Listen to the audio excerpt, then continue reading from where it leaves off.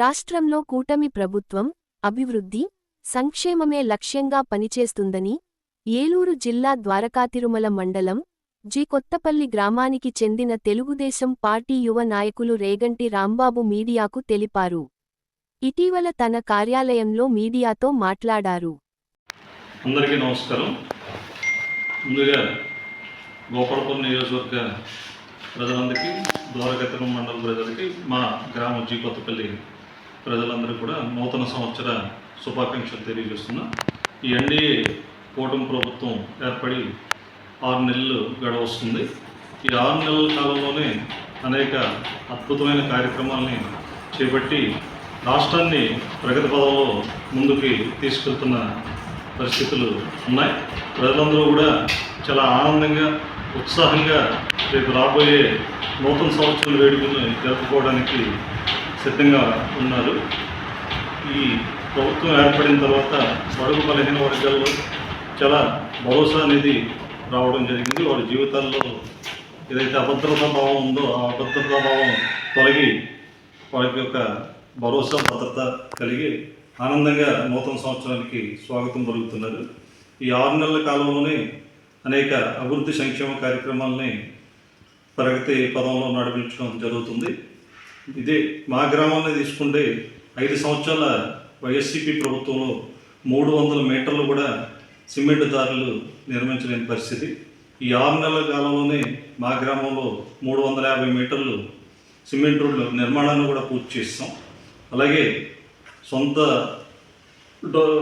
డబ్బులతో వైద్యం చేయించుకున్న వారికి CMRF ద్వారా ఇప్పటికీ 2 చెక్కులు లబ్ధిదారులకు అందించడం, ఇంకొక 5 ఫైల్స్ ప్రాసెస్లో ఉండడం జరుగుతుంది. వైసీపీ 5 సంవత్సరాల కాలంలో ఒక్కటంటే ఒక్క CMRF చెక్ కూడా మా గ్రామంలో ఎవరికి అందించలేని పరిస్థితి.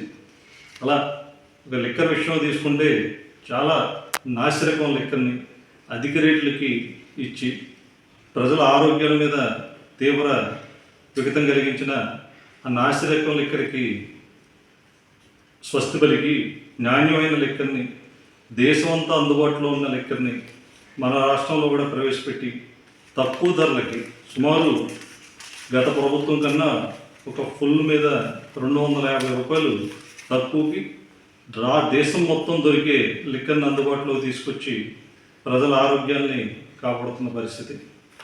నాసిరకం మందు నుంచి ప్రజల ఆరోగ్యాన్ని కాపాడుతున్న పరిస్థితి. అలాగే గుంతలు పడిపోయి రహదారులు ప్రయాణం సాగించడానికి వీళ్ళని రహదారుల మీద గుంతల్ని పూడ్చే రాష్ట్ర వ్యాప్తంగా రహదారుల నిర్మాణం కూడా ఒక పక్కన పెద్ద ఎత్తున జరుగుతుంది. అలాగే వివిధ దేశాల నుంచి పెట్టుబడులకి ఆంధ్రప్రదేశ్ ఒక గమ్యస్థానంగా భరోసాను కల్పించి పెట్టుబడిదారుల దగ్గర నుంచి అనేక పరిశ్రమల్ని ఆకట్టుకోవడం, భవిష్యత్తులో ఆ పరిశ్రమల ద్వారా లక్షలాది మంది యువతకి ఉద్యోగ కల్పన జరగడం, రాష్ట్రానికి ఆ పరిశ్రమల ద్వారా ఆర్థిక వనరులు సమకూరి అనేక సంక్షేమ కార్యక్రమాలకి అభివృద్ధి ముందుకు తీసుకెళ్తానికి దోహదపడతాయి. అలాగే అన్ని రంగాల్లో కూడా అద్భుతమైన ప్రగతి కనబరుస్తూ ముందుకు సాగుతున్న ఈ ఎన్డీఏ కూటమిని నడిపిస్తున్న ముఖ్యమంత్రి వర్యులకి, డిప్యూటీ ముఖ్యమంత్రి వర్యులకి, ప్రతి ఒక్కరికి కూడా ధన్యవాదాలు తెలియజేస్తూ మరొకసారి అందరికీ నూతన సంవత్సర శుభాకాంక్షలు తెలియజేస్తాను.